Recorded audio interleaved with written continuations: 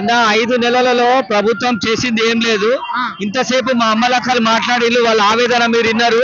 ఒక current bill అన్నాడు, current bill కూడా మళ్ళీ ఇప్పుడు ఎలక్షన్ కోడ్ ఉందని అది కూడా ఆపిండు, అవి కూడా తీసుకుంటున్నారు. బస్సులు అన్నారు, వాళ్ళు ఒక్క బస్సు కూడా రోడ్డు మీద ఆపుతలేరు. మనం వివిధ ఛానళ్లలో చూస్తున్నాము, టీవీలో చూస్తున్నాము, పెద్ద పెద్ద టీవీలలో చూస్తున్నాము. బస్సులు ఆపకుండా బస్సులు లేడీస్ మీదకి వెళ్ళి కూడా పట్టుకోపోయే వ్యవస్థ మనం చూసినాము. కరెంటు పోయిన వ్యవస్థ మనం చూసినాము. నీళ్లు లేని వ్యవస్థ మనం చూసినాము. షాదీ ముబారక్ కింద తులం బంగారం ఇస్తా అన్నాడు, అది కూడా లేదు, ఏది కూడా లేదు. ఇప్పుడు మాయ మాటలు చెప్తే 15 ఆగస్టు తర్వాత నేను 2 లక్షల రుణమాఫీ అన్నాడు, అది కూడా మాకు నమ్మేటట్టు లేదు. ఏమనంటే అన్ని తప్పించుకునే మాటలు, దొంగ బుద్ధులు, దొంగ వేషాలు అన్ని చేసి ప్రజలను మభ్యపెట్టి గెలిచిండు. ఇప్పుడు మీరు తీసుకునే కూడా అన్నివి కాని హామీలతోని, అక్కర్లేని హామీలతోని, నా భూతో నా భవిష్యత్తు లేని హామీలను నెరవేర్చే హామీలను తీసి బూడిది గుమ్మకాయకు బూడిది పూసి ఈ కథలు పడుతున్నాడు ఆయన. ఇప్పుడు కూడా దమ్ముంటే వెంటనే ఆయన రాజీనామా చేయాలని మేము కోరుకుంటున్నాం. అది పరిస్థితి.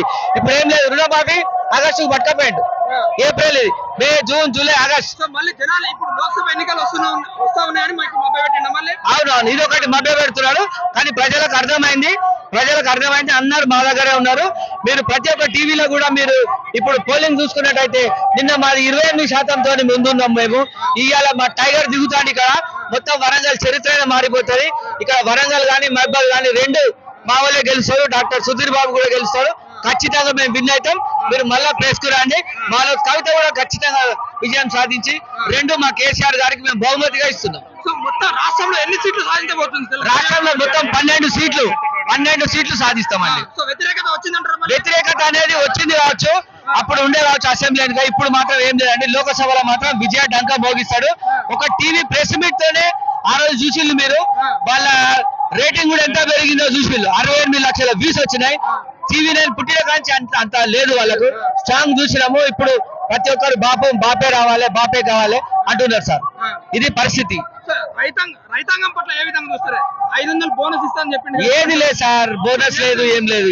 అది అంతా మొత్తం బూటకం సార్. అది ఆగస్టు ఎందుకు అన్నాడు సార్? ముందే ఎందుకు పెట్టలేదు సార్? కరెంటు బిల్లులు ఇచ్చిండు కదా, 2000 యూనిట్లు ఇచ్చిండు కదా, అప్పుడు ఎందుకు రుణమాఫీ ఎందుకు చేయలే? అప్పుడైతే లేదు కదా, ఎలక్షన్ కోడ్ లేదు కదా, ఏది లేదు కదా, మరి ఎందుకు చేయాలి కదా? ఏమని అంటే ఇదే ముచ్చట. ఆయనకు సరిపుచ్చుకోనికే సరిపోతలేదు, ఆయన ఎమ్మెల్యేలను కాపాడుకోనికి ఆయనకు సరిపోతలేదు. ఆయన బీజేపీలోకి పోతాడని మాకు ప్రచారం ఉన్నది. రేవంత్ రెడ్డి డైరెక్ట్ బీజేపీలోకి పోతాడు, ఖచ్చితంగా పోతాడు అనిపిస్తున్నది మాకు. ఈ పరిస్థితులను చూస్తే ఖచ్చితంగా పోతాడు అనిపిస్తున్నది సార్. అదే విషయం సార్, ఖచ్చితంగా పోతాడు.